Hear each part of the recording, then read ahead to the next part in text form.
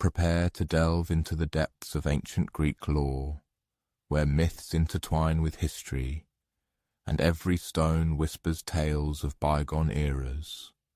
Discover untold stories that unfolded amidst majestic temples, along dusty paths, and in the gentle glow of olive oil lamps thousands of years ago. Dim the lights, settle in comfortably, and let the mundane world fade away as we embark on this unforgettable journey to ancient Greece, where gods walked among mortals, and every corner of the land was steeped in legend. Have you ever experienced those mornings where waking brings an unbearable headache, as if something is trying to burst forth from within your skull? Imagine being Zeus, the almighty king of the gods, and suffering precisely such a fate. In his case, however, something truly did burst forth, and that something was a fully formed goddess, clad in armor, spear in hand, and with a mind as sharp as any blade, capable of outwitting anyone on Olympus. But before we dive into that dramatic moment, let's take a small step back, for this story doesn't begin with Zeus's famous headache, but with a prophecy that robbed him of his peace and sleep. Zeus, as is well known, was consumed with passion for Metis, a titaness whose very name embodied wisdom and cunning intellect.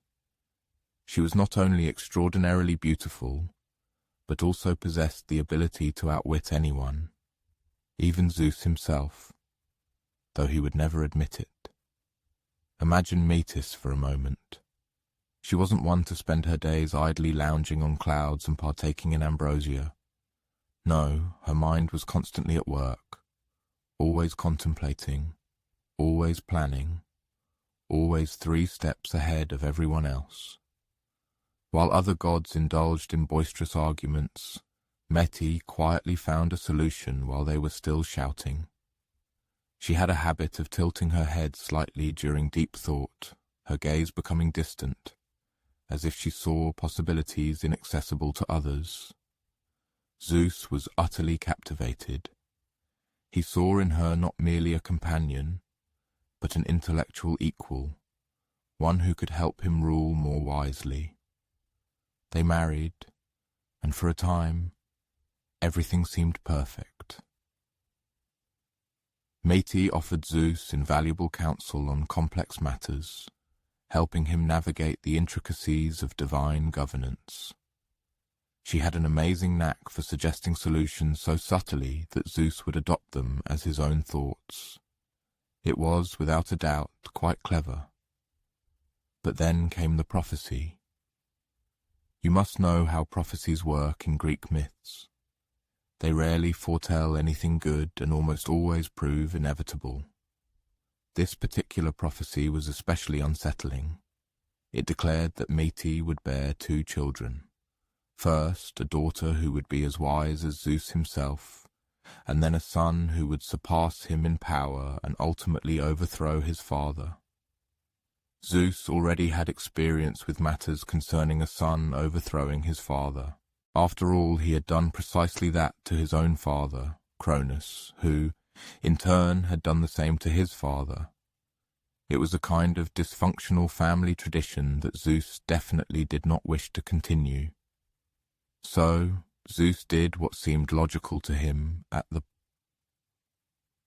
moment, though, upon reflection, it was quite dreadful. He tricked Meti into transforming into a fly, then swallowed her whole, just like that. One moment she was there, offering wise counsel and gentle smiles, and the next, she was gone, dissolved into Zeus's divine essence. One might think the story ends there, but divine pregnancies are nothing like mortal ones. Metis was already carrying her daughter when Zeus swallowed her, and this tiny future goddess continued to grow inside Zeus's head, literally inside his skull. For months, Zeus suffered from increasingly severe headaches. Imagine trying to rule the heavens and earth while feeling someone pounding inside your cranium. He tried everything. Divine remedies, magical healing, even meditation. But nothing worked. The pain only intensified. The other gods began to notice that Zeus was different. He snapped at them during meetings or lost his train of thought mid-sentence and stared into the distance, pressing his palms to his temples. Hera, his wife, was particularly concerned, though she probably suspected he was in some kind of trouble. She was usually right about such things. Finally, when the pain became utterly unbearable, Zeus summoned Hephaestus, the god of smithing and crafts. Hephaestus was accustomed to unusual requests from his fellow gods, but this one was definitely odd, even by divine standards. "I need you to split my head open," Zeus said, probably not as calmly as it sounds. Hephaestus, being practical, asked the obvious questions. "Why? How? Are you absolutely certain about this?" But Zeus, at this point, was beyond rational conversation. The pressure in his skull felt as if it could cleave Olympus itself. And so Hephaestus, with the careful precision of a master craftsman, raised his axe. It was a beautiful weapon, perfectly balanced and sharp enough to cut through divine flesh. The other gods gathered to watch, probably keeping a safe distance, just in case this whole plan went horribly wrong. The axe descended with a sound like thunder cleaving the sky, and from Zeus's head emerged Athena. But here's what is always omitted from dramatic retellings. She didn't just pop out and immediately begin offering strategic advice. For the first few moments, she stood there, blinking in the bright Olympian light, probably as surprised as everyone else. Imagine being born fully grown. No childhood memories, no gradual learning, just sudden existence with a complete understanding of the world. She wore armor, yes, but it wasn't flashy or ornate. It was practical, well-made, the kind of protection chosen by someone who truly understood warfare. Her spear was not a ceremonial weapon. It was balanced for actual use, and her helmet, when she removed it, revealed hair already touched with the silver of wisdom, though she was brand new to this world. The first thing she did was survey all the gods staring at her, then Zeus, who was rubbing his head with relief. She could probably feel the lingering presence of her mother, Metis, somehow a part of her now, in ways that would take years to fully comprehend. "Well," she might have said in that calm, measured voice that would become so familiar to heroes and supplicants throughout the ages, "this is interesting." Zeus, meanwhile, felt the deepest relief of his immortal life. The headache was gone, replaced by a strange sense of pride. Here was his daughter, clearly intelligent, obviously capable, and somehow he just knew she would never be a threat to his rule. More than that, she would become his greatest ally. And he was right. Athena became known as Zeus's favorite child, the one he trusted most. She never married, never had children who might threaten the established order. Instead, she became the goddess of wisdom, strategic warfare, and all crafts that required both intellect and skill. But sometimes, in quiet moments between her duties, Athena would gently touch her temple, as if recalling something she had never truly experienced. The wisdom of her mother, Metis, lived on within her, along with all those carefully laid plans and quiet thoughts that had been silenced too soon. What do you think it would be like to be born with someone else's memory, with another's wisdom flowing in your mind like a gentle stream, to carry the love and knowledge of a parent you never met, yet who was, in the most literal way, a part of you. This goddess we've just met, Athena, needed temples built in her honor, and someone had to do the actual work of quarrying and laying those massive stones.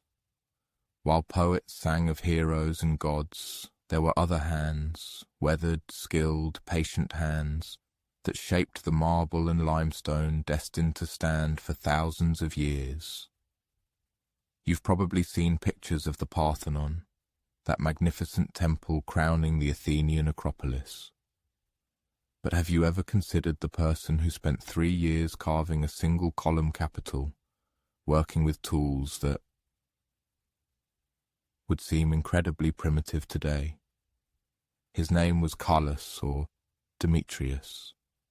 We'll never know for sure, but his work outlasted empires. Let's call him Alexio, because every story needs a name. Imagine him waking before dawn on a cool morning in 440 BCE. Roosters are just beginning to crow in the city below the Acropolis, and the olive oil lamp in his small home flickers as he gathers his tools. Alexio had been a stonemason for 23 years, learning the trade from his father, who in turn learned from his father. His hands were permanently stained with marble dust, and he had a small scar on his left thumb from when a chisel slipped while he was still an apprentice. He was 42, making him experienced enough to work on the most crucial parts of the temple, yet still strong enough to handle the physical demands. His breakfast was simple: bread dipped in olive oil, a few olives, and water mixed with a little wine. His wife, Penelope, handed him a cloth-wrapped parcel containing his midday meal. More bread, some cheese, perhaps a handful of figs if they were in season. She spoke little in the early morning. After 18 years of marriage, they had a comfortable routine that required few words. The climb to the Acropolis took about 20 minutes, and Alexio was not alone. He was part of a stream of workers making the same journey. Carpenters carried their tools, artists with brushes and pigments, labourers who would spend the day moving heavy blocks of marble into place. They nodded to each other as they walked. These were the people building something that would outlast them all. The worksite was already bustling by the time the sun cleared the mountains to the east. The chief architect, Ictinus, was there early as always, consulting his plans and checking measurements. He was the famous one, whose name would be recorded in history books. But Alexio knew what history books wouldn't record. Ictinus relied heavily on the practical knowledge of master craftsmen like himself. Just yesterday, Ictinus had called Alexio over to look at a problem with one of the column drums. The marble had an unexpected vein running through it, and the architect wanted to know if it would affect the structural integrity of the piece. Alexio ran his hands over the stone, hands that had touched thousands of pieces of marble, hands that could read stone like others read scrolls. "It will hold," he said after a long moment. "The grain runs with the weight, not against it. But we will want to orient this piece so the vein faces the back, away from the primary line of sight." This was the kind of knowledge that developed over decades, a wisdom that came not from scrolls or mathematical calculations, but from years of intimate work with stone, learning its moods and its possibilities. Today, Alexio toiled devotedly on what would become an integral part of the magnificent frieze, destined to encircle the temple's sacred interior. This particular sculptural ensemble was designed to capture the solemn procession of Athenian citizens, bearing gifts for the goddess Athena during the grand Panathenaic festival. At this moment, his efforts were concentrated on depicting a group of young men leading cattle intended for sacrifice, a section to which he had already dedicated 6 intense weeks. Progress, it must be admitted, moved with agonizing slowness. Every chisel stroke had to be executed with impeccable precision, for marble, that noble material, forgave not the slightest misstep. Too aggressive a hand with the tool risked chipping off a fragment that was meant to remain untouched. Conversely, excessive caution would double the time required for work that could be completed far more efficiently. Alexio began each figure by roughing out the basic form using a point chisel, a sturdy tool capable of removing a significant volume of stone relatively quickly. The sound it produced, a characteristic thunk-thunk, eventually took on an almost meditative quality, transforming into a steady rhythm, marking the passage of time. Other stonemasons working nearby created their own rhythmic patterns, and together they formed a kind of percussive ensemble, echoing off the majestic marble columns. As morning gradually yielded to midday and the sun climbed higher, Alexio transitioned to finer tools. A flat chisel allowed him to meticulously smooth surfaces and create impeccably clean lines. Calipers became his indispensable aid in checking proportions. The distance between a figure's eyes, the width of a bull's shoulders, everything had to conform to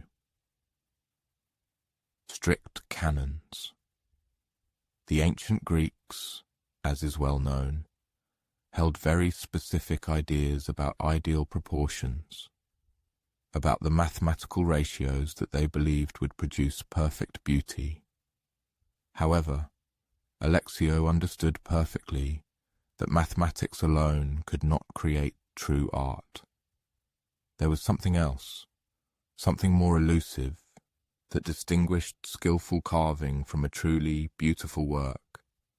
He saw this in the way his mentor, old Sophron, could make marble seem to breathe. Sophron had passed away 3 years ago, but his work was everywhere in the temple, and at times Alexio would pause his labor to carefully study a piece carved by Sophron, trying to grasp precisely how the old master achieved such astonishing effects. Around midday, when the sun was directly overhead, and the heat made the marble almost too hot to comfortably touch, the workers took a break. They gathered in whatever shade they could find, ate their simple lunches, and shared water from large clay pitchers that were regularly refilled by younger labourers.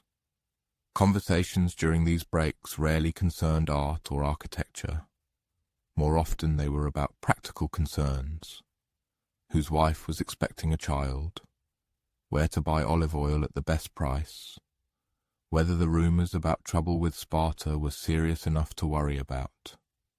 These men were craftsmen, but they were also citizens, husbands, fathers, members of a community. Alexio sat next to Nicias, a painter who had been working on the temple's interior decoration. Nicias was younger, perhaps 28, and still excited by every aspect of the project, in a way Alexio found both endearing and a little exhausting. "Did you see the new batch of marble that came in yesterday?" Nicias asked between bites of bread from Paros. "The quality is extraordinary, so pure you can almost see through it in thin cuts."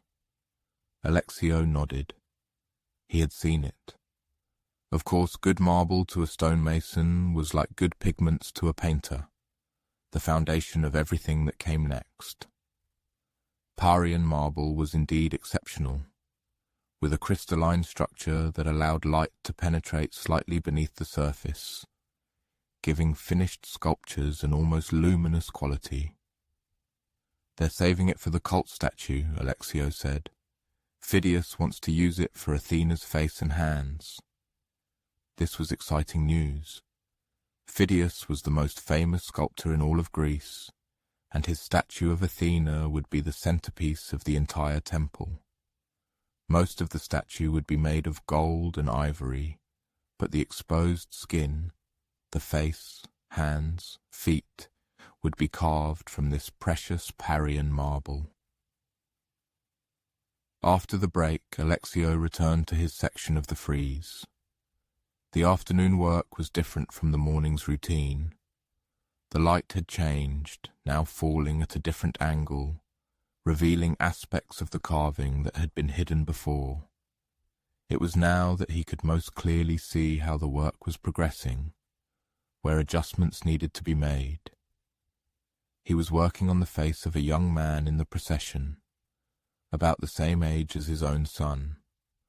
The challenge was to create a face that looked like a specific person, someone you might meet on the streets of Athens, while also embodying the ideal of youthful male beauty that the Greeks so prized. The eyes were particularly difficult. They had to appear alert and alive, focused on the sacred duty of the procession, but they couldn't be so specific as to distract from the overall composition. Alexio had carved hundreds of eyes over the years, and he had developed his own techniques for creating the subtle shadows and highlights that made the marble seem to see. As he worked, he thought of permanence. This temple was being built to last forever, or as close to forever as human construction could achieve. Long after Alexio was gone, long after everyone alive in Athens today was dead and forgotten, people would stand in this temple and look at the work he was doing today. It was a sobering and inspiring thought. The face of the young man he was carving would outlive wars, political upheavals, the rise and fall of empires. In a way, Alexio was achieving a kind of immortality that no king or general could claim.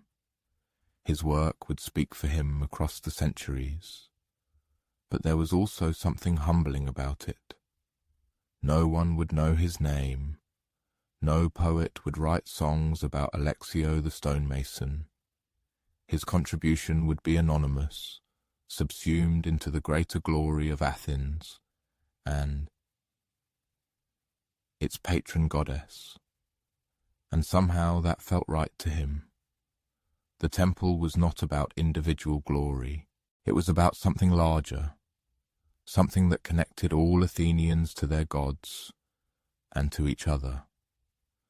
Alexio was part of that connection, one link in a chain that stretched from the founding of the city and extended into an unimaginable future. As the sun began to set over the western hills, casting long shadows across the Acropolis, Alexio cleaned his tools and prepared to go home. Tomorrow he would return and continue the slow, painstaking work of bringing stone to life. Day after day, chip by chip, he and his fellow craftsmen were creating something that would stand as a testament to human skill and devotion. Imagine what it would be like to spend your days crafting something that you knew would outlast you by thousands of years, working in quiet anonymity on a project so grand it seemed to touch eternity. The craftsmen who built Athena's temple had hearty appetites, and their meals always included the same golden ingredient Alexio dipped his morning bread into. Olive oil in ancient Athens was more than just food. It was life itself, flowing through the city's economy, culture, and daily rituals like blood through veins. Imagine Theodore, an olive oil merchant who owned 3 groves on the hillsides outside Athens. He woke even before dawn, not because he was particularly ambitious, but because the work demanded it. Olive oil was delicate, sensitive to heat, light, and time, and that could be the difference between prosperity and poverty. The olive trees on Theodore's land were ancient, some planted by his great-great-grandfather. These venerable trees had thick, gnarled trunks and silvery green leaves that whispered in the slightest breeze. They weren't particularly tall, olive trees rarely were, but they were sturdy, built to withstand the hot, dry summers and mild winters of Attica. Each tree had its own character, if you knew how to read it. The old tree by the stone wall always yielded fruit that ripened a week earlier than the rest. The grove on the eastern slope produced oil with a slight peppery finish that certain clients specifically requested. The trees by the stream gave more fruit, but with a milder flavour, perfect for cooking, though not as prized for special occasions when olive oil was used in religious ceremonies. This morning, Theodore was checking the progress of the harvest. It was late October, and the olives were approaching perfect ripeness. Dark purple, almost black, with flesh that yielded to gentle pressure but didn't fall from the trees at the slightest touch. Timing was everything in olive oil production. Too early, and you'd get less oil with a harsh, bitter flavour. Too late, and the olives would begin to ferment on the tree, spoiling the taste entirely. His workers, a mix of slaves, hired free men, and neighbours helping in exchange for oil, had been harvesting for 3 days. They used long sticks to gently knock the olives from the branches, letting them fall onto large cloths, spread beneath each tree. It was painstaking work. Too hard a whack, and you'd damage next year's buds. Too gentle, and the ripe olives wouldn't fall. Watching the process, you might be surprised by how much conversation happened during a harvest. Olive picking wasn't a solitary job. It required coordination between the person with the stick and those holding the cloth, and the rhythm of the work naturally created opportunities for talk. They discussed everything: local politics, gossip from the agora, predictions about the weather, complaints about their various aches and pains.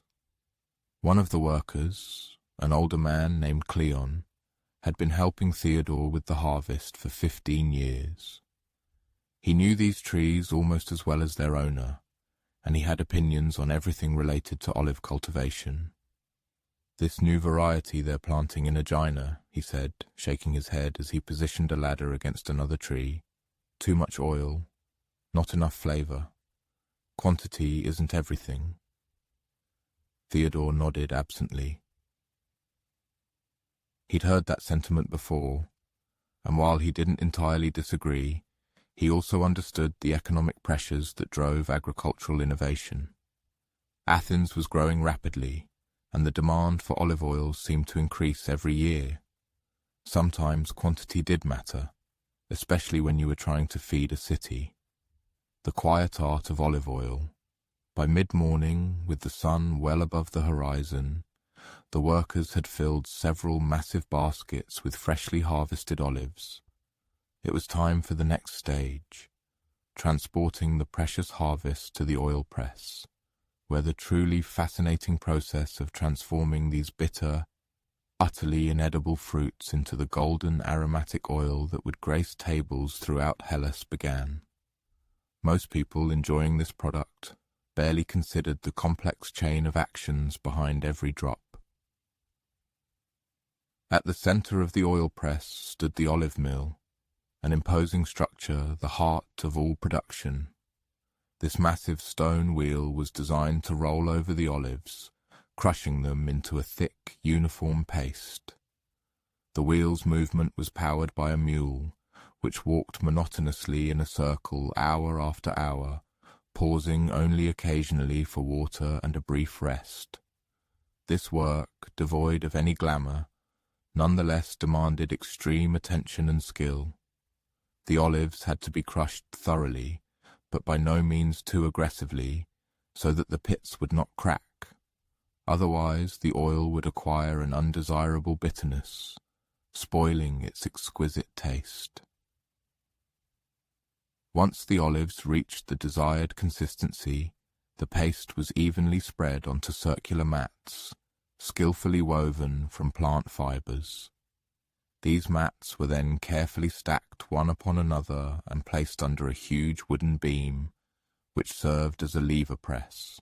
Heavy weights were added to one end of the beam, creating colossal pressure that gradually squeezed the precious oil from the olive paste.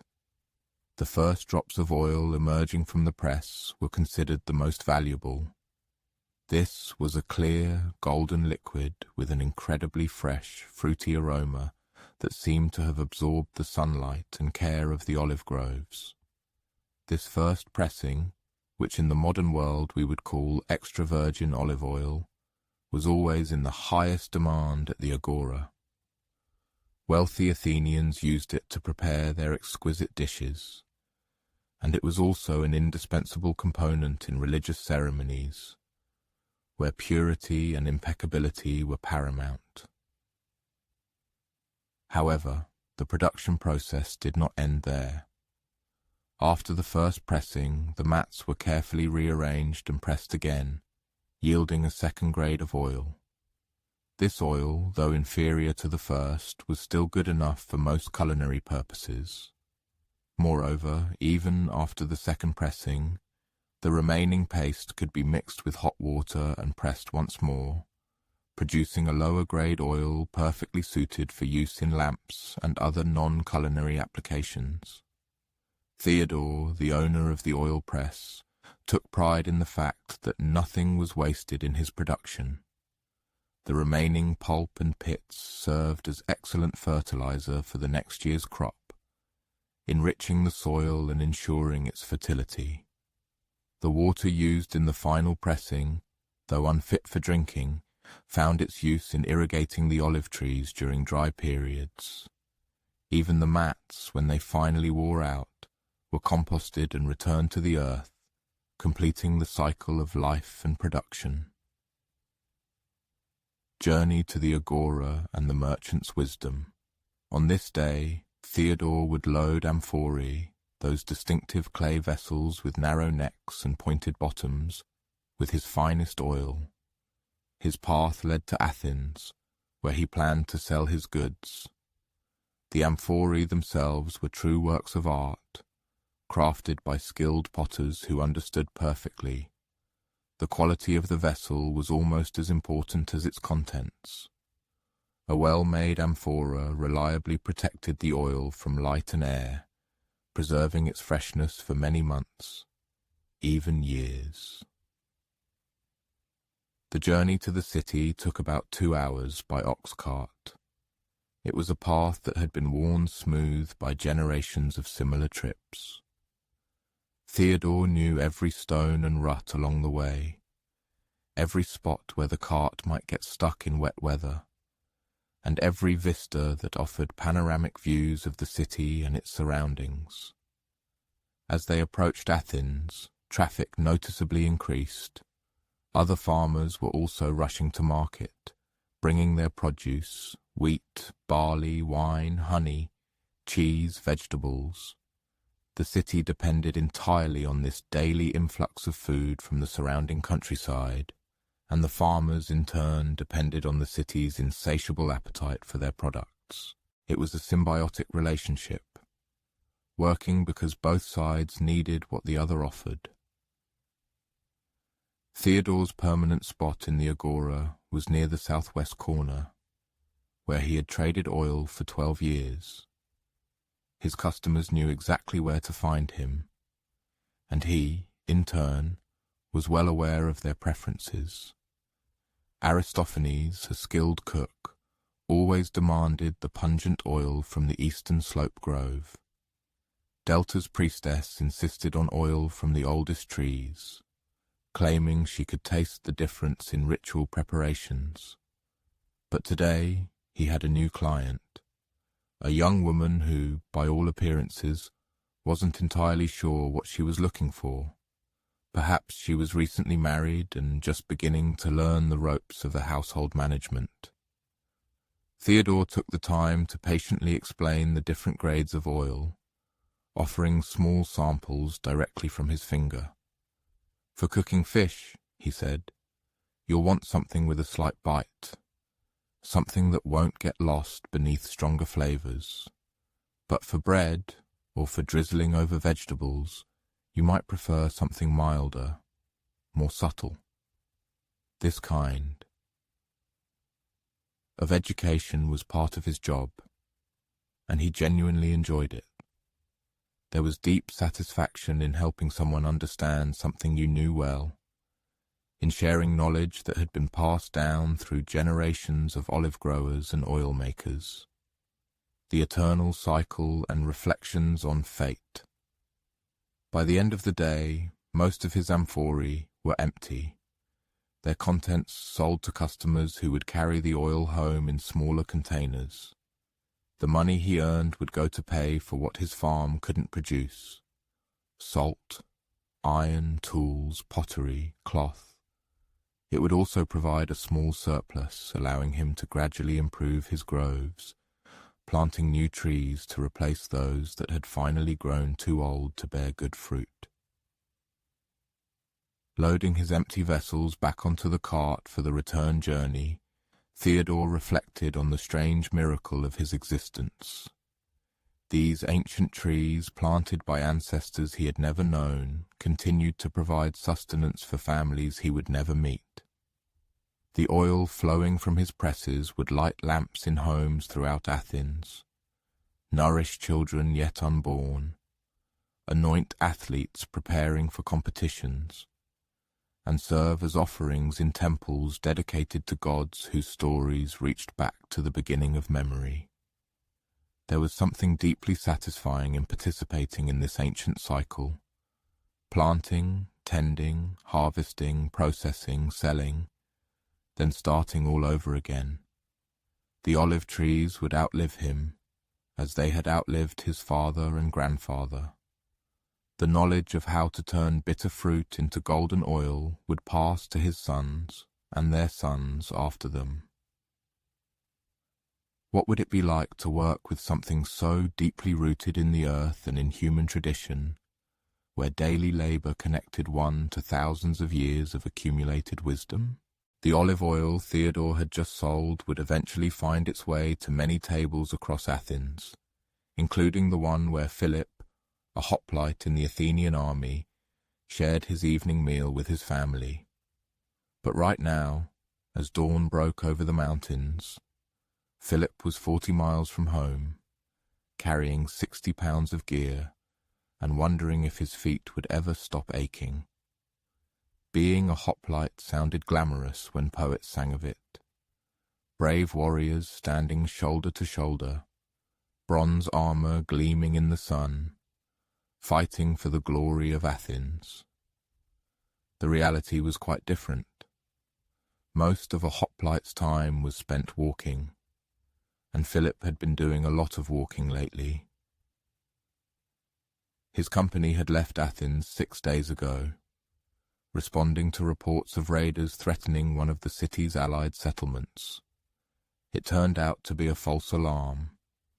The raiders were merely a group of shepherds who had wandered further from home than usual, following their flocks.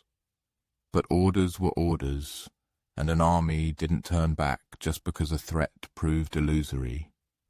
They continued their march to a border fort, where they would spend 2 weeks helping to repair fortifications and train the local militia. Philip was 31, making him one of the mid-aged members of his company. He had served as a hoplite for 13 years.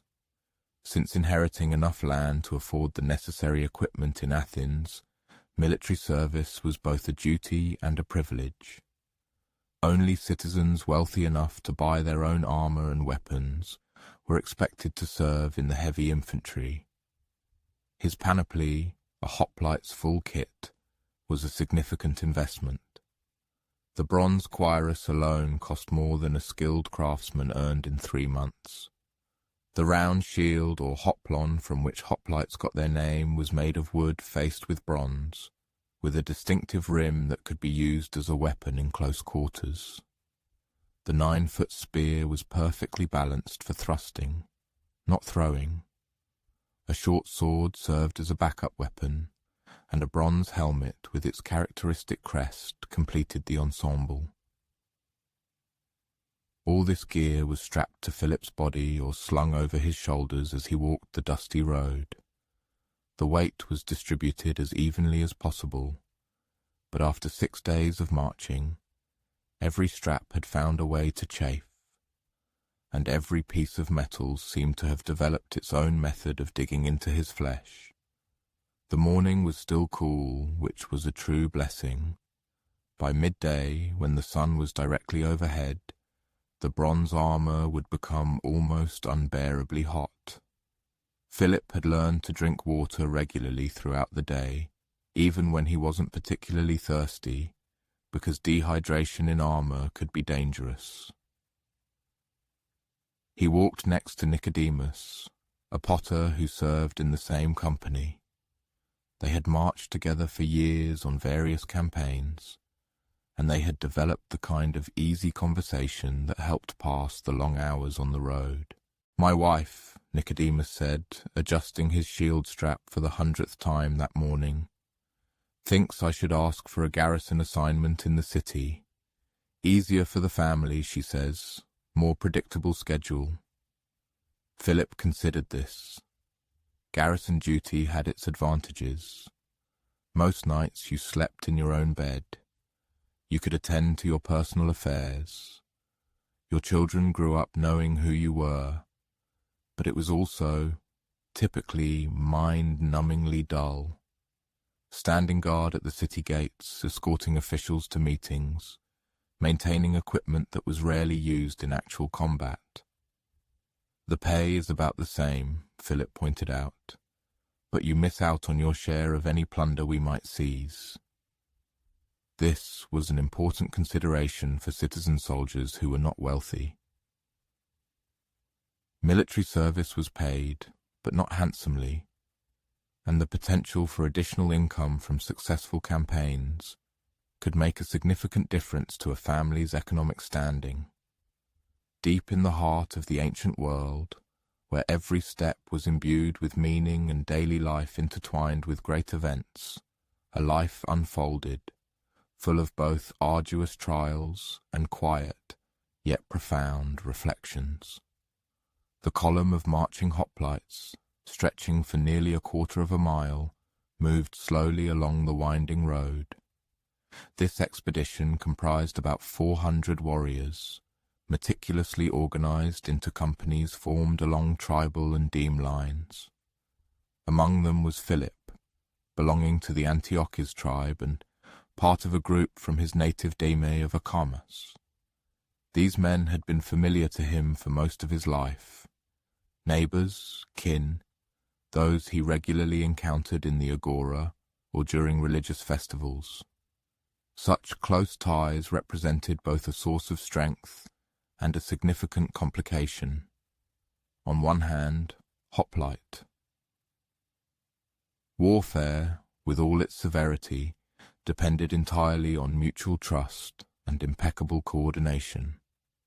Standing in the dense phalanx formation, a warrior literally entrusted his life to the person next to him, expecting them to maintain their position and perform their duty flawlessly. It was far easier to fight knowing that the man holding the shield covering your right side was someone you had grown up with, whose nature you understood to the finest nuances. On the other hand, personal relationships could significantly complicate the maintenance of strict military discipline. For instance, the man marching ahead of Philip was his cousin Demetrius, known for his tendency to complain loudly about everything from the quality of their meager rations to the competence of their officers. In ordinary civilian life, this was simply accepted as part of Demetrius's character, something his family tolerated with good-natured eye rolls. However, in harsh military conditions, such behavior could prove truly detrimental to the morale of the entire unit. Around mid-morning, the column reached a small stream where the warriors were allowed a brief halt. The men, shedding their heavy packs, immediately gravitated towards the water, eager not only to quench their thirst but also to wash their heated faces and necks. Some of the younger soldiers, unable to endure the heat, completely removed their bronze cuirasses. But the veterans, among whom Philip counted himself, knew well that the effort required to get back into armor was not worth the fleeting relief. Instead, he found a shady spot under a sprawling olive tree and carefully lowered himself to the ground, mindful of the sword at his hip and the spear he leaned against the trunk. From his pack, he extracted a piece of hard bread and some dried figs, standard campaign rations, nourishing though not particularly appetizing.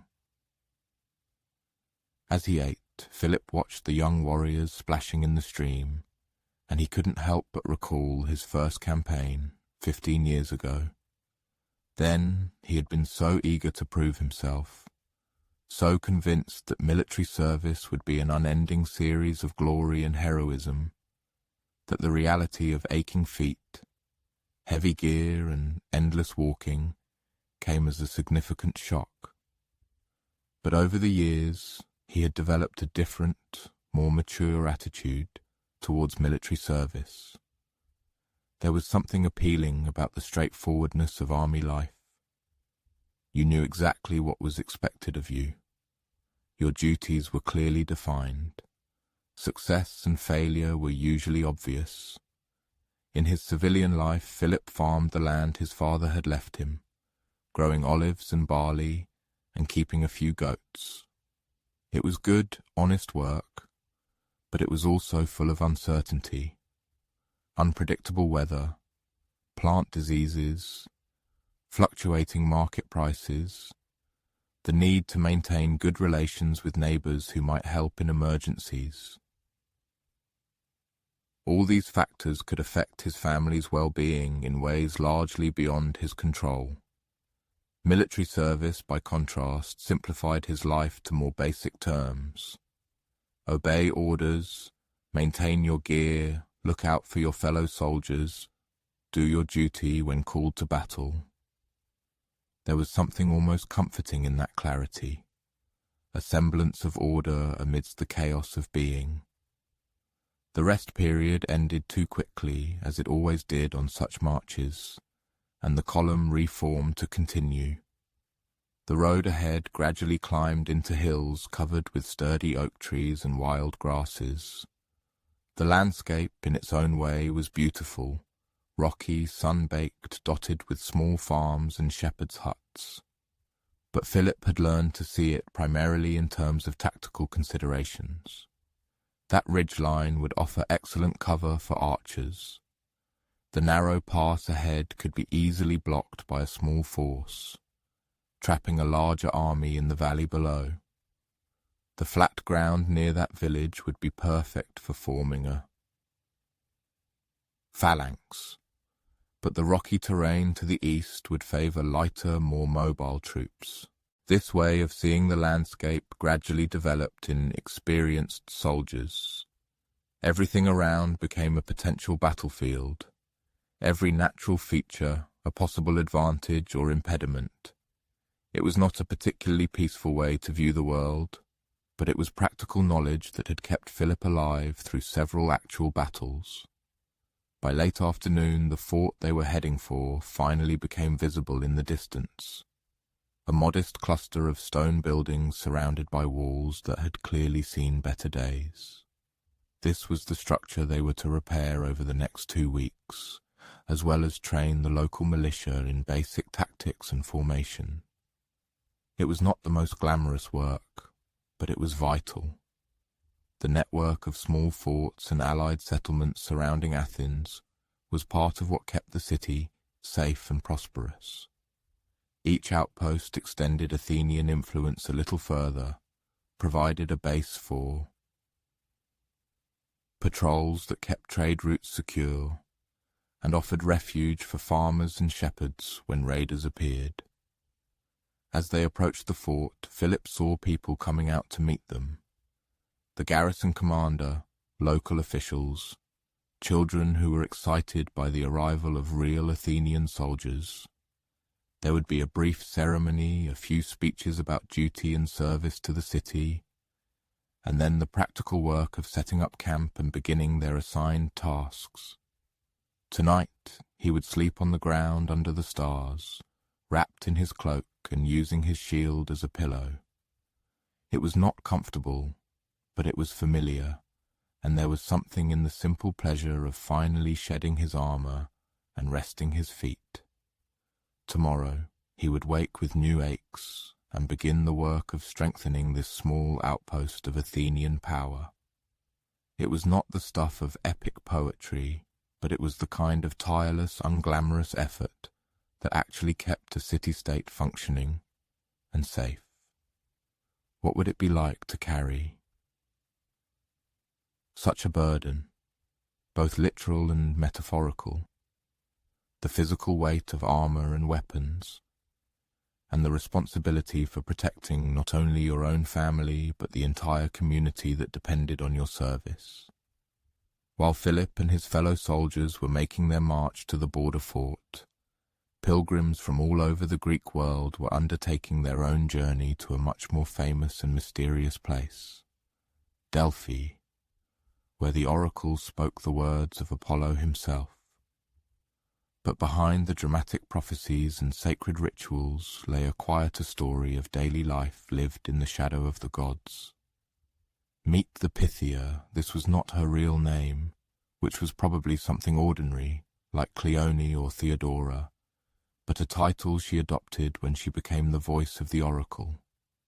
She was 43, had served as Pythia for 11 years, and right now she was sitting in her small room in the temple complex, preparing for perhaps the most important consultation of her career. Tomorrow, envoys from Athens were due to arrive, with questions about a proposed military campaign. The day after, a delegation from Sparta would seek guidance on a disputed succession. The following week, a wealthy merchant from Corinth would come to ask if Apollo approved of his plan to establish a new trading colony. The questions never ceased, and each one carried the weight of decisions that could affect thousands of lives. But tonight, in the quiet hour before dawn, the Pythia was simply a middle-aged woman with greying hair and tired eyes, preparing herself mentally and spiritually for another day of being the voice of a god. Her routine began with purification rituals that most visitors to Delphi never saw. She bathed in the sacred Castalian spring, whose water was so cold it made her gasp even in summer. The shock of the cold water was part of the preparation. It cleared her mind and made her fully present in her body, ready for whatever divine inspiration might come. After her bath, she dressed in a simple white chiton that signified her sacred service. No adornments, nothing that could interfere with her role as a pure conduit for Apollo's wisdom. Her breakfast was equally simple: bread, water, perhaps a few almonds. She had long since learned that prophecies came more easily on an almost empty stomach. The oracle chamber itself was unlike any other place on earth. Built over a natural fissure in the rock, it was filled with the scent of laurel leaves and the subtle, sweetish odor of gases seeping from underground. Modern scholars have theories about these gases, perhaps ethylene or other natural chemicals that could induce altered states of consciousness. But the Pythia didn't think in terms of chemistry. To her, the strange sensations she experienced in the chamber was simply the presence of the god. Her assistant, Nicomachus, was already waiting when she arrived at the temple. He was a priest who had worked at Delphi for 23 years, and he served as the interpreter between the oracle and the outside world. The Pythia spoke the words Apollo gave her, but those words didn't always come out in forms that ordinary people could easily understand. Sometimes she spoke in verse, sometimes in riddles, sometimes in languages she didn't consciously know. Nicomachus had developed considerable skill in translating divine utterances into practical advice. It was a delicate job. He had to remain faithful to the oracle's words while making them accessible to people who had travelled hundreds of miles and spent significant money for the privilege of consulting Apollo. The Athenian delegation arrived late last night, he told her as they walked through the temple corridors. 3 generals and a representative from the assembly. They are asking about the Sicilian expedition that has been proposed. The Pythia nodded. She had been expecting this consultation. The proposed Sicilian expedition was a topic of conversation throughout the Greek world, an ambitious plan that could bring great glory and wealth to Athens, or end in utter disaster. The kind of decision that mortal leaders preferred not to make without divine guidance. The quiet service of the Delphic Oracle and the farmer's hard work. When visitors arrived, the consultation chamber was already fully prepared. Above the rock fissure stood the sacred tripod, a 3-legged bronze seat. Laurel branches, sacred to the god Apollo, were arranged throughout the room. In its bronze brazier, the eternal flame burned steadily, as it had for centuries. The Pythia took her place on the tripod, closed her eyes and allowed her breath to become slower and deeper. This was the most mysterious part of her service, the very moment when she had to somehow open herself to become a conduit for divine communication. After 11 years of practice, she had developed specific techniques that aided her in this, but the process was never entirely the same. Sometimes inspiration came as words that seemed to form in her mind without her conscious involvement. At times it was more like images or emotions that she had to somehow put into language, and sometimes, more often than she cared to admit, nothing happened at all, and she had to sit in silence until Apollo chose to speak, or until it became clear that today was not a day for prophecy. The Athenian delegation was led by Nicias, a general whom the Pythia remembered from previous consultations. He was a cautious man, deeply religious, who rarely made major decisions without divine guidance. His questions were always thoughtful, and he listened respectfully to whatever answers were given. But today there was something different in his demeanour, a tension that suggested he already had a premonition of what the oracle might tell him. As Nicomachus presented the official question about the Sicilian expedition, the Pythia sensed that Nicias was hoping for a clear negative answer. He needed permission to abandon a plan he considered extremely dangerous. The inspiration, when it came, was unusually clear and instantaneous. Words formed in the Pythia's mind, words she spoke aloud without fully grasping their meaning. The expedition will bring great change to Athens. Many will set sail who will not return. The gods favour those who act justly, but justice and victory are not always the same. This was precisely the kind of answer oracle seekers both loved and hated. It clearly pertained to their question, but it was open to multiple interpretations. Did it mean the expedition was favoured by the gods? Or was it a warning against it? The ambiguity was frustrating, but it was also honest. The future was rarely as clear as people wished it to be. Nicomachus carefully recorded the oracle's words, and the Athenian delegation withdrew to debate their meaning. This was another aspect of consulting the oracle that visitors didn't always anticipate. The interpretation of a prophecy could be as crucial as the prophecy itself. In the breaks between consultations, the Pythia would rest in a small garden behind the temple. It was a peaceful place, shaded by ancient olive trees and filled with the hum of bees diligently working among the lavender and rosemary. These quiet moments were essential for maintaining her mental balance in a job that required her to be constantly open to the divine. She had been Pythia long enough to see the consequences of some of her prophecies. Cities had started wars or refrained from them based on her words. Individuals had made life-altering decisions due to guidance received in the oracle chamber. The weight of this responsibility was, at times, overwhelming, but there were also moments of true wonder when she felt distinctly connected to something larger than herself. Not every prophecy came with dramatic inspiration. Many consultations involved straightforward requests for guidance on everyday problems, and the answers that came through her were often surprisingly practical and helpful. A farmer wanted to know the best time to plant his crops. A woman asked if she should accept a marriage proposal. A merchant inquired about the safest route for a trading journey. These were not the consultations that made history, but they were the ones that reminded the Pythia that her role, ultimately, was to help people live more wisely. As the day waned, she received visitors from Thebes, Corinth, and a small city-state in southern Italy.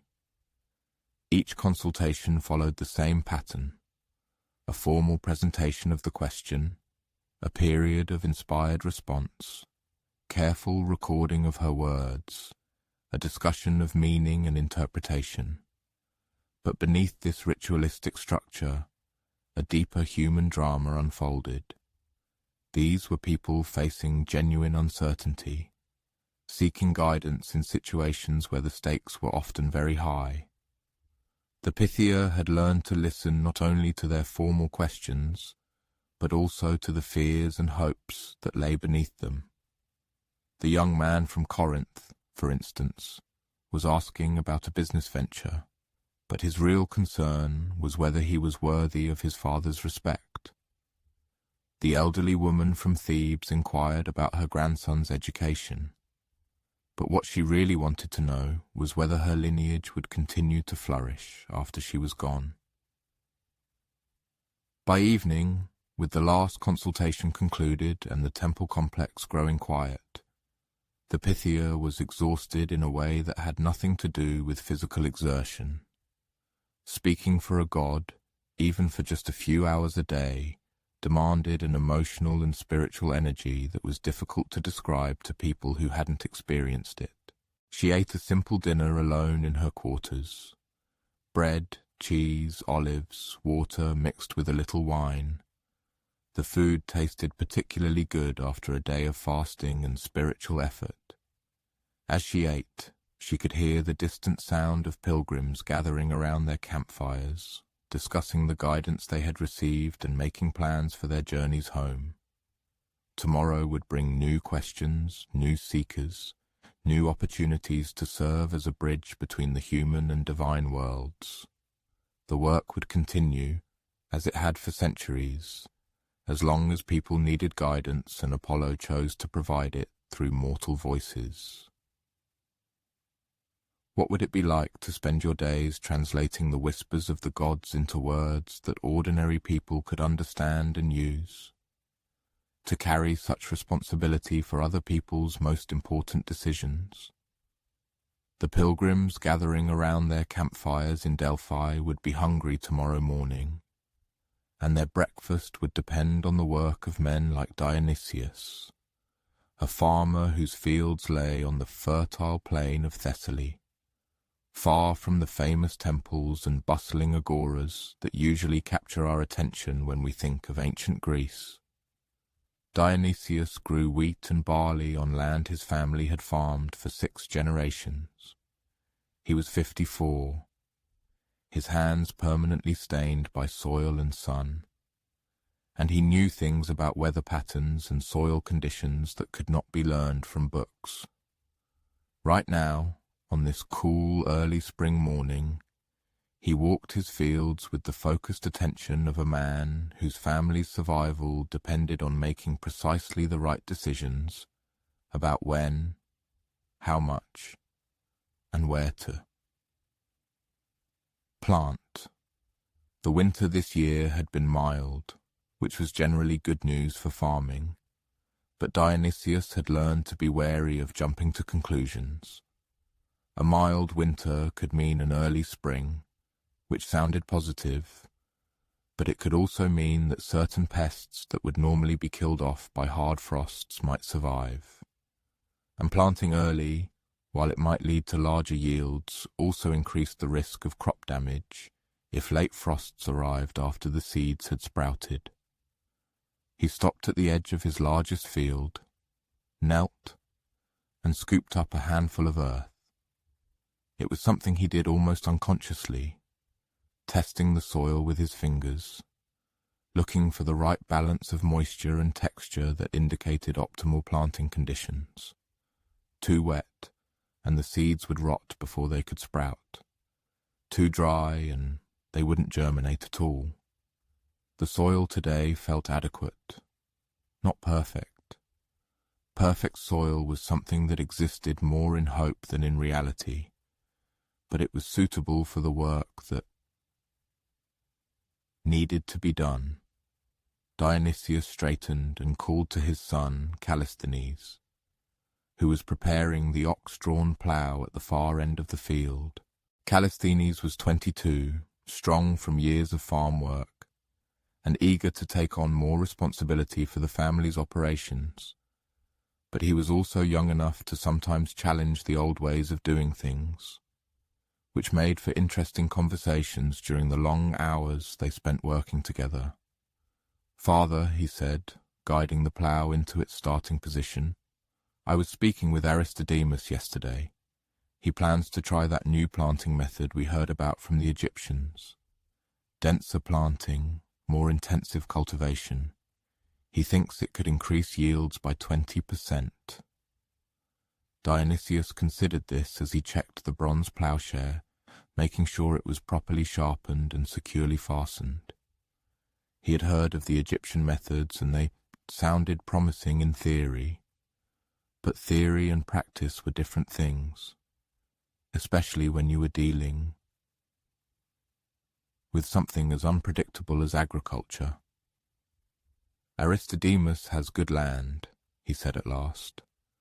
"Rich soil, reliable water source, enough slaves to handle the extra labor-intensive cultivation requires. Our situation is different." This was part of the continuous education every farmer had to provide the next generation. Not just the technical knowledge of how to grow a crop, but the wisdom to understand what would and would not work in their specific circumstances. Every farm was different, shaped by unique combinations of soil, climate, water availability, labor, and market conditions. They began ploughing, following the furrows that cut across the length of the field with a steady rhythm. This labor had a meditative quality once a person mastered its pace. The ox seemed to instinctively understand its duties and rarely required direct guidance. Callisthenes moved alongside the animal, making small directional corrections now and then to ensure the furrows were perfectly straight. Dionysius followed behind them, using a short-handled hoe to break up clods of earth and smooth the bottom of each furrow.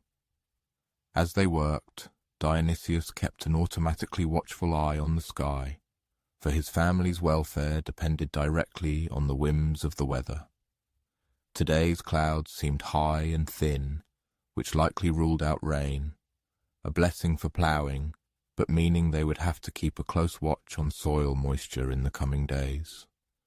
Too many clear days in a row, and the ground risked becoming overly hard for subsequent planting. The natural rhythm of the work created opportune moments for conversation, and father and son discussed a multitude of topics as they moved across the field. They shared family news.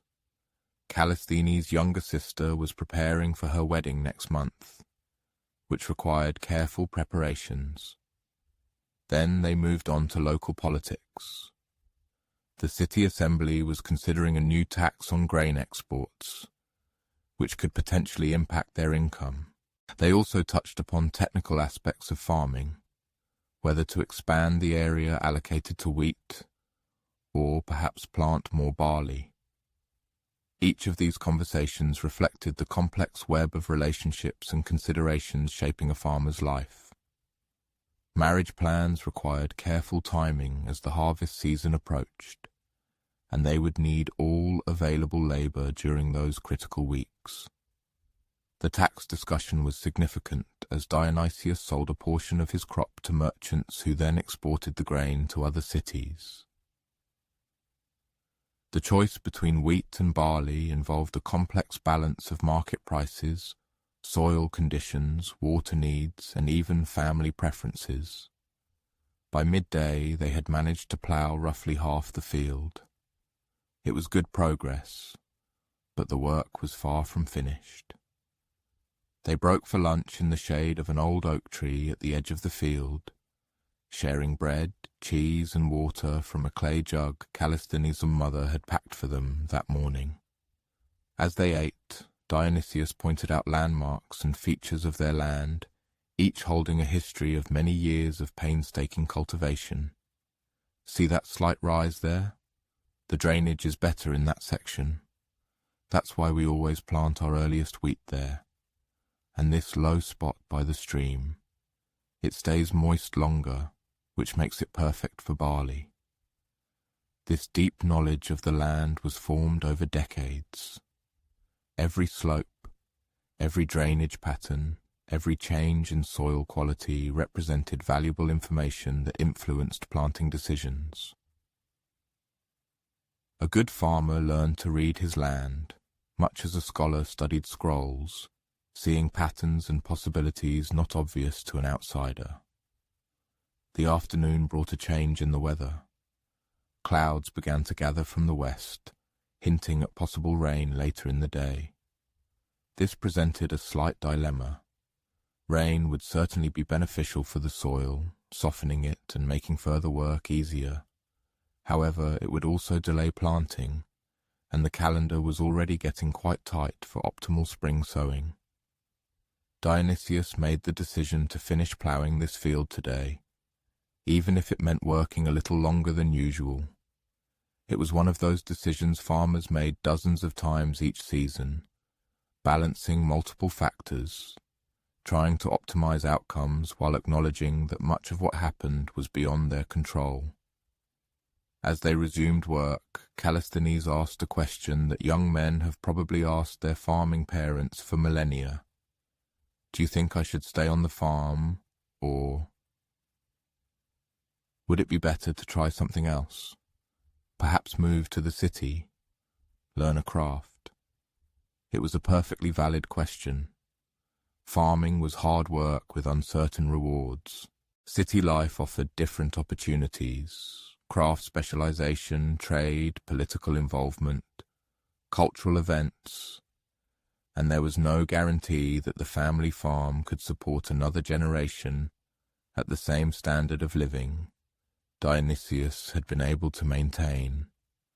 But there was also much to be said for the farming life: the satisfaction of growing the food that fed people, the deep connection to the land, the changing seasons and the natural cycles, the independence that came from producing most of what your family needed to survive. The city needs what we grow here, Dionysius said after a moment's thought. And we need what the city makes: tools, pottery, cloth, bronze. Neither way of life makes sense without the other. This wasn't quite a direct answer to Callisthenes' question, but it was a perspective worth considering.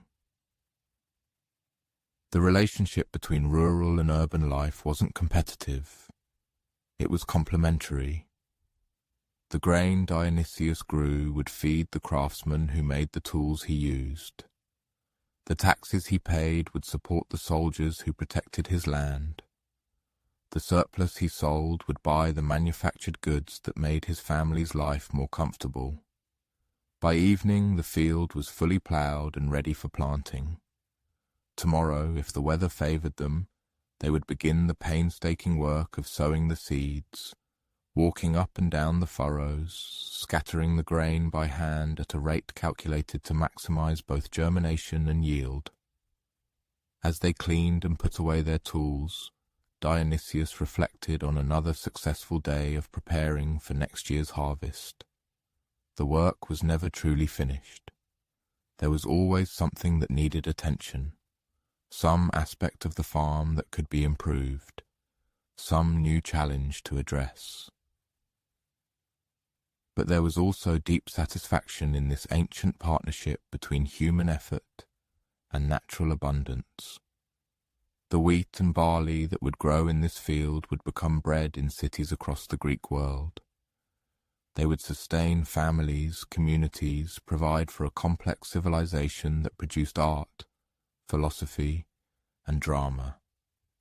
All of it started here, with the soil and the seeds, and the patient work of people who understood how to coax sustenance from the earth.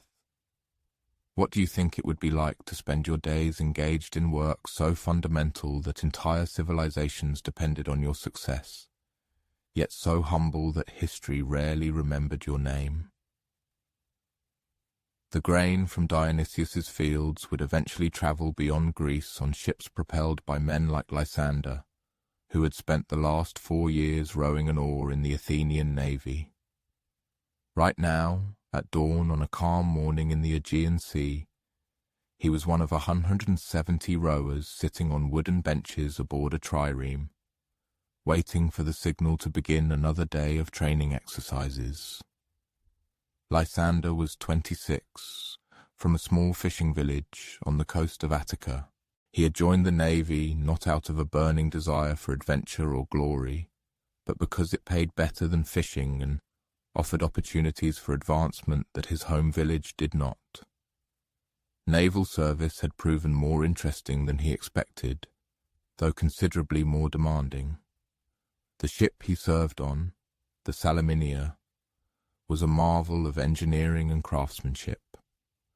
120 feet long, built for speed and maneuverability, not cargo capacity. The hull was sleek and narrow, designed to cut efficiently through the water when propelled by the coordinated efforts of all those oars. Above the rowing deck, the marines and officers had space for weapons and gear, but the heart of the ship was here, in the rowing compartment, where men like Lysander provided the power that made everything else possible. His position was on the middle level of rowers. Not the most prestigious assignment, but not the most difficult either. The top-level rowers, called thranites, received slightly better pay because their oars were longer and harder to manage. The lowest-level rowers, called thalamites, worked in more cramped conditions and had to contend with occasional splashes of seawater when the ship moved at high speed.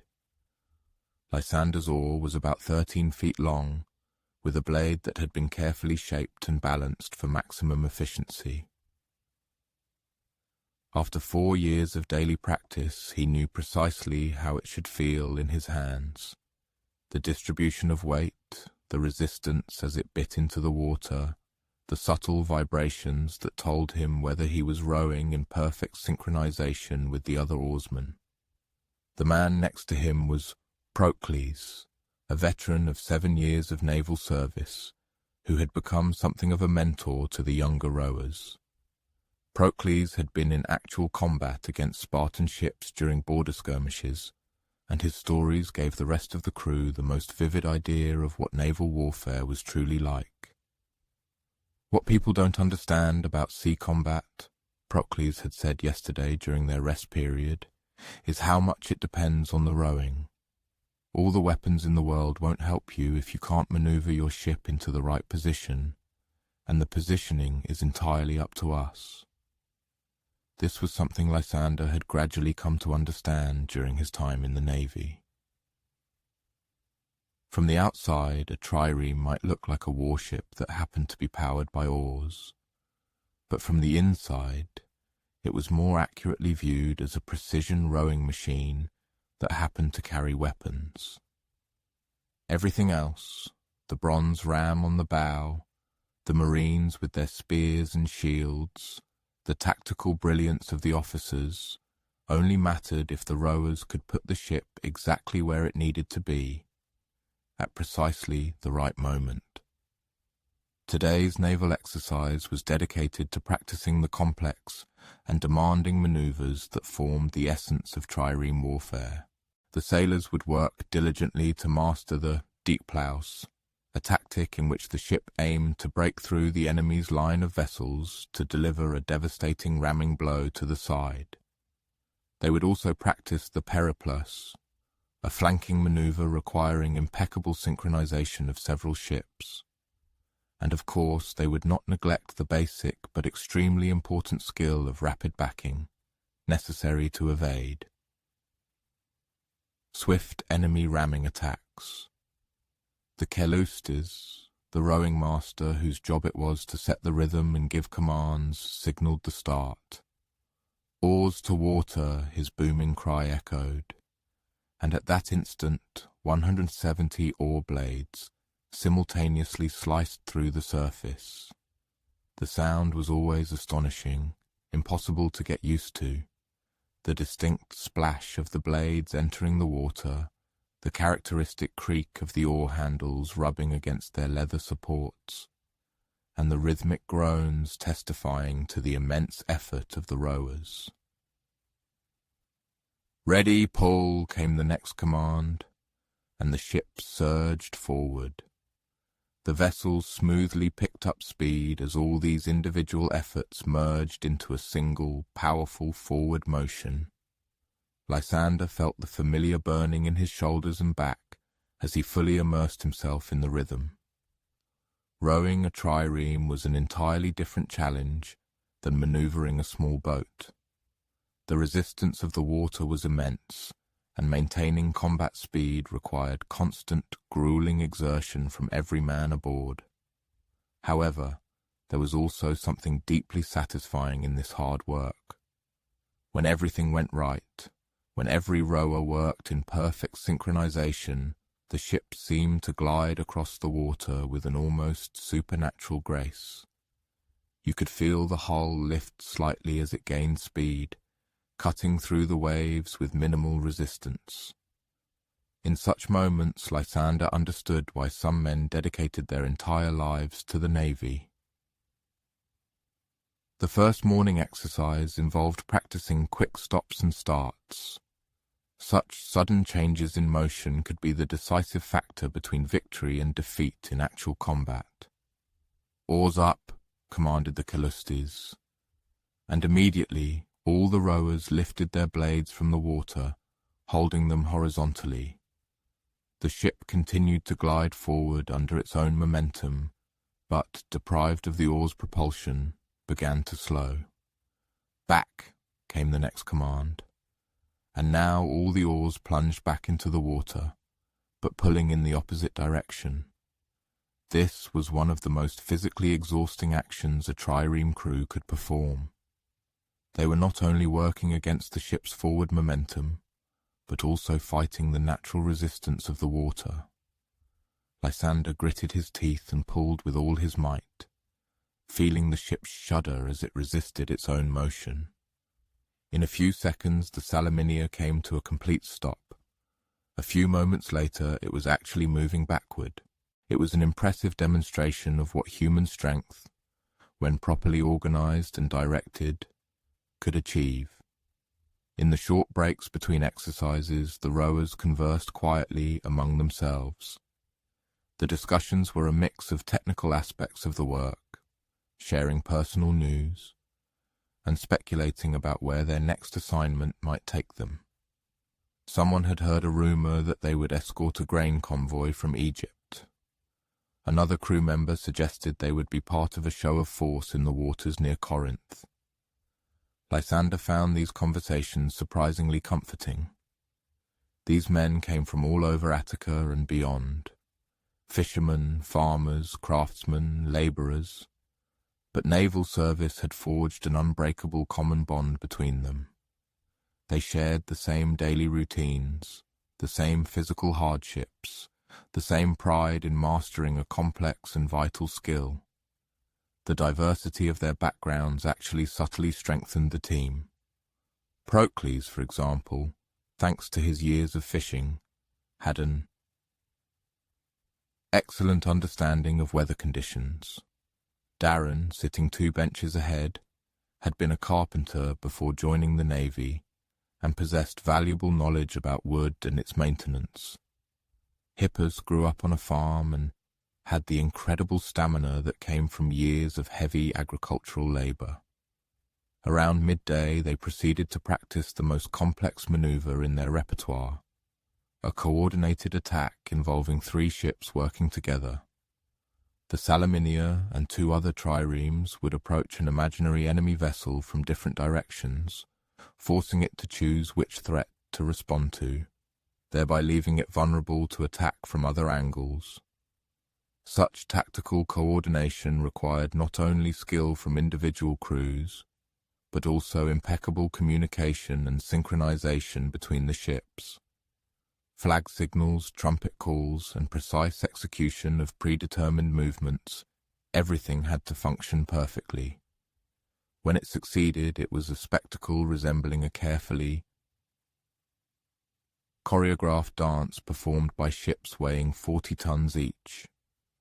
When something went wrong, as it did during their second attempt that morning, ships could come dangerously close to each other. Oars could tangle and the entire formation could collapse into confusion. It was a humbling reminder of how much practice was required to master trireme warfare perfectly. But they continued to work at it, repeating the same maneuver again and again until the coordination became second nature. This was the essence of naval training, not just building physical strength and endurance, though that was important, but developing the kind of automatic, instinctive teamwork that would function even under the stress of real combat. By the end of the day, as training concluded and they rowed back into port, Lysander was utterly exhausted. His hands were blistered, despite the calluses built up over years of rowing. His back and shoulders ached in a way that would likely get worse before it got better.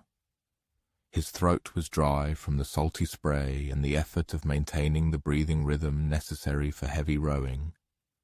But he also felt a deep satisfaction from the day's work. The crew had performed well, steadily improving their execution of complex maneuvers. The ship responded beautifully to their efforts, demonstrating once again the remarkable engineering that made trireme warfare possible. And there was something deeply fulfilling about being part of a team where each person's contribution was both vital and noticeable. As they approached the harbour in Piraeus, Lysander saw other naval vessels returning from their own training exercises. The sight of so many triremes moving in formation was truly impressive. It was a vivid demonstration of Athenian naval power, which helped explain how this city-state had become the dominant force in the Aegean Sea.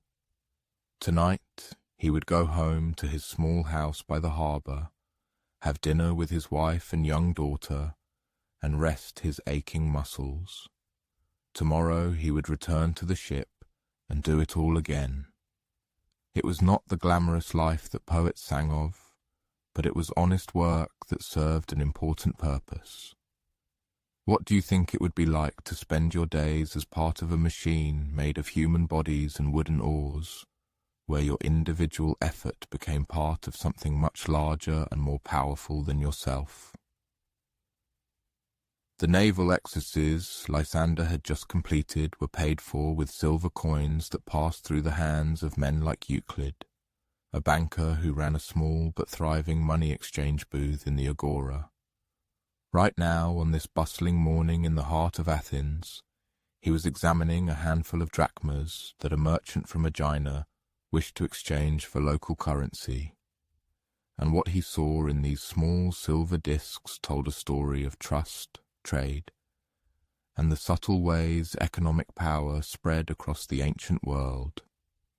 Euclid was 47, and he had dealt with coins for most of his adult life. His father had been a silversmith who taught him to recognize the purity of precious metals by their weight, color, and the sound they made when struck against stone. But Euclid found himself more interested in the economic possibilities of the metal rather than its artistic applications. Money fascinated him, not just as a tool for buying and selling, but as a technology that had made complex civilization possible. The coins he examined this morning were beautifully made, each bearing the image of a sea turtle, identifying them as products of the Eginetan mint. The silver was of high quality, and the weight felt correct in his palm, but these were not Athenian drachmas, which meant he would need to calculate exchange rates, assess the current demand for foreign silver, and determine what profit he could make, while still offering his client a fair deal. This might seem like a simple transaction, but it represented something revolutionary in human history. Just a few generations prior, most trade was conducted through barter, a direct exchange of goods for other goods, or for measured quantities of precious metal that had to be weighed and verified for purity at each transaction. The development of standardized coinage changed everything, making trade faster, more reliable, and more accessible to ordinary people who lacked expertise in assaying raw silver. Athens was relatively late to adopt coinage. Cities like Aegina and Corinth had been minting coins for decades before Athens produced its first official silver pieces. But when the Athenians finally began minting their own money, they did so with characteristic thoroughness and innovation. The Athenian drachma became the most trusted currency in the Greek world, accepted from Sicily to the Black Sea. The reason for this trust became clear when you examined an Athenian coin closely, as Euclid did dozens of times each day. The silver content was consistently high, almost pure, with small additions of copper to give the coins greater durability. The weight was standardized with astonishing accuracy, maintained by the mint's meticulous quality control, and the design was instantly recognizable. The head of Athena on one side, her sacred owl on the other with a small olive branch referencing the goddess's gift to the city. But the true innovation of Athenian coinage was not technical, but economic. These coins derived their value not just from their silver content, but from the economic and military might of Athens itself. When a merchant in a distant port accepted an Athenian drachma as payment, he was expressing confidence not just in the metal, but in the stability and prosperity of the entire Athenian state. This was something Euclid often thought about as he conducted his daily business. Each coin passing through his hands represented a small piece of Athens's reputation, carried by merchants to markets across the Mediterranean. The widespread acceptance of Athenian currency was both a result of the city's success and a factor contributing to that success. On this day, Xenophon, a merchant whose business focused on importing exquisite pottery from numerous Hellenic polis and subsequently selling it in the bustling Athenian market, appeared at the threshold of Euclid's exchange office. Xenophon had recently completed a lengthy sea voyage, a route that passed through significant centres such as Aegina, Corinth, and a number of smaller but no less important settlements. As a result, he had amassed an impressive collection of foreign coins that now needed to be converted into circulating Athenian currency. The Eginetan coins, adorned with the image of a turtle, undoubtedly represent high-quality silver, Euclid pronounced, thoughtfully rolling them in his palm. However, the current market rate is subject to significant fluctuations caused by circulating rumours of political instability within Aegina itself. Taking into account the prevailing situation, I can offer you the equivalent of 4 Athenian drachmas for every Aeginetan coins. Xenophon pondered the proposed rate, while Euclid proceeded to meticulously examine the other foreign currency brought by the merchant. Among them were several Corinthian staters, stamped with the winged horse Pegasus, the immutable symbol of that renowned city-state.